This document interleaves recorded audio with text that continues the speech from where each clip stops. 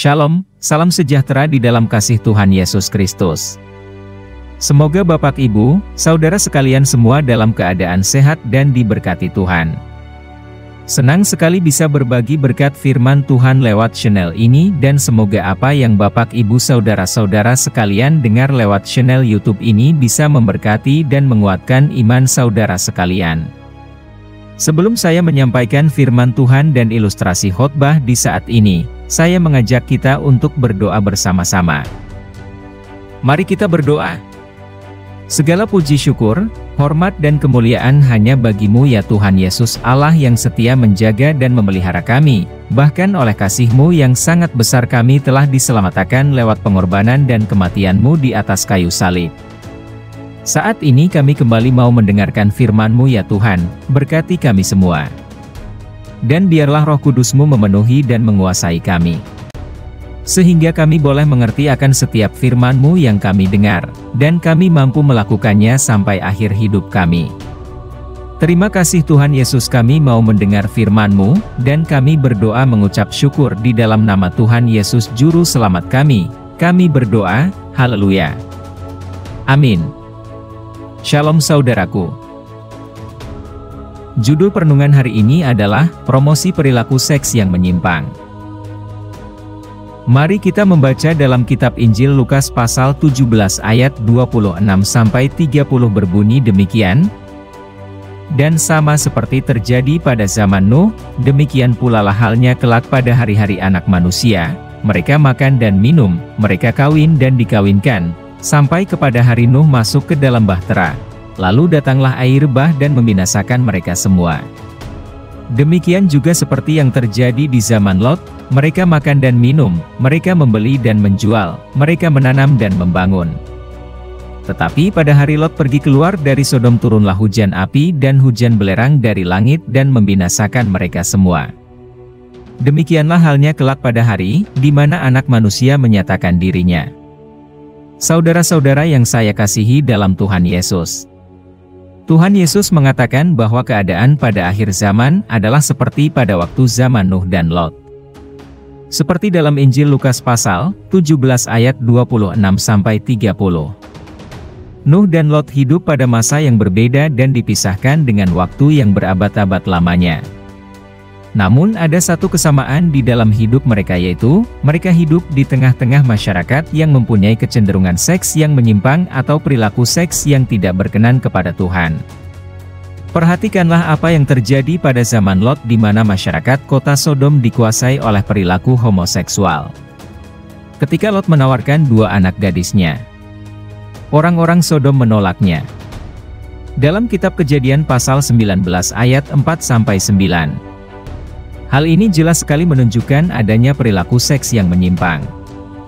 Pada saat ini kita hidup di dalam suasana akhir zaman yang seperti digambarkan Tuhan Yesus. Kita melihat bagaimana manusia dengan hawa nafsunya yang begitu besar mempromosikan seks yang menyimpang atau lebih dikenal dengan istilah sexual perversion. Film-film yang dibuat pada masa akhir zaman ini, semakin lama semakin menunjukkan ketelanjangan dan seks bebas. Hollywood sebagai pusat perfilman dunia, berlomba-lomba menyajikan film yang hot dengan bintang-bintang panas yang siap untuk berbugil ria di hadapan penonton. Dalam film-film itu, kekudusan sama sekali tidak dihargai. Baru kenal 1-2 hari saja bisa langsung naik ranjang tanpa beban rasa bersalah. Perilaku seks semacam ini, makin lama makin mempengaruhi pikiran dan perilaku generasi muda, sehingga akhirnya perzinahan yang sangat ditentang oleh Alkitab diterima begitu saja sebagai perilaku yang normal. Berbagai majalah dan tabloid porno dan semi porno beredar dengan leluasa di banyak negara. Para penerbit majalah itu bersembunyi di balik semboyan yang mengatakan, telanjang itu indah, telanjang itu seni. Akibatnya begitu banyak orang yang terjerat oleh pornografi sedemikian rupa, sehingga tidak bisa menikmati kehidupan seks yang normal. Media internet dipenuhi ribuan situs porno yang membuat orang jadi kecanduan. Bukan sekadar porno, tetapi internet juga menyebarluaskan apa yang disebut pedofilia, yaitu seks dengan anak-anak. Terjadilah kekerasan seksual terhadap anak-anak secara besar-besaran di seluruh dunia ini. Jumlahnya yang tepat, hanya Tuhan yang tahu. Tetapi yang jelas hal ini sangat berbahaya bagi pertumbuhan anak-anak. Di mana-mana berkeliaran kaum pedofil yang sewaktu-waktu bisa mengancam keselamatan anak-anak kita. Video-video porno sekarang begitu mudah diakses, bahkan mereka berani membagikan lewat media-media sosial, juga beredar dengan bebasnya tanpa bisa dicegah penyebarluasannya. Pendeta David Wilkerson pada awal tahun 70, pernah mendapat sebuah penglihatan. Tuhan menunjukkan satu hari akan tiba di mana orang tidak perlu lagi keluar rumah untuk memuaskan nafsunya untuk melihat film porno. Film-film porno itu akan masuk ke rumah-rumah pribadi dan akan sangat mudah untuk diakses.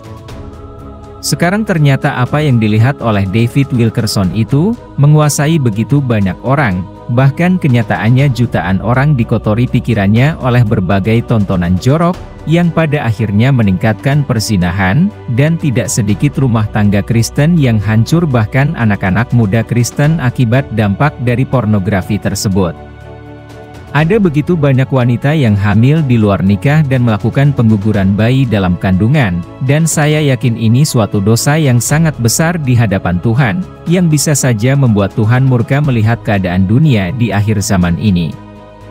Perilaku homoseksual pada akhir zaman ini, tidak lagi dianggap sebagai sesuatu yang tidak wajar.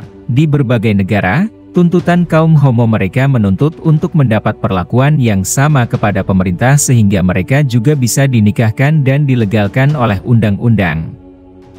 Bahkan mereka menuntut untuk masuk dinas militer dan juga kawin sah secara hukum, pria dengan pria, wanita dengan wanita. Kalau kita melihat apa yang disampaikan oleh firman Tuhan pada kurang lebih 2000 tahun yang lalu, di dalam Injil Lukas 17 ayat 28 dan 29 tertulis, demikian juga seperti yang terjadi di zaman Lot, mereka makan dan minum, mereka membeli dan menjual, mereka menanam dan membangun. Tetapi pada hari Lot pergi keluar dari Sodom turunlah hujan api dan hujan belerang dari langit dan membinasakan mereka semua.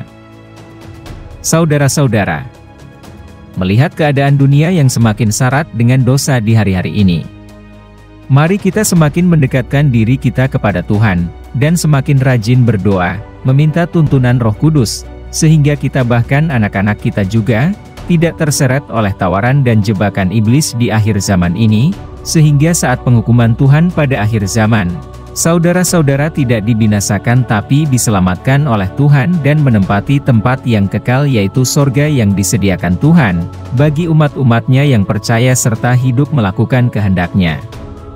Kalau ada di antara Anda yang terikat dengan dosa seks, saat mendengar firman Tuhan ini, hendaklah bertobat dan meminta ampun kepada Tuhan, serta hidup senantiasa mengasihi Tuhan dan melakukan kehendak-Nya.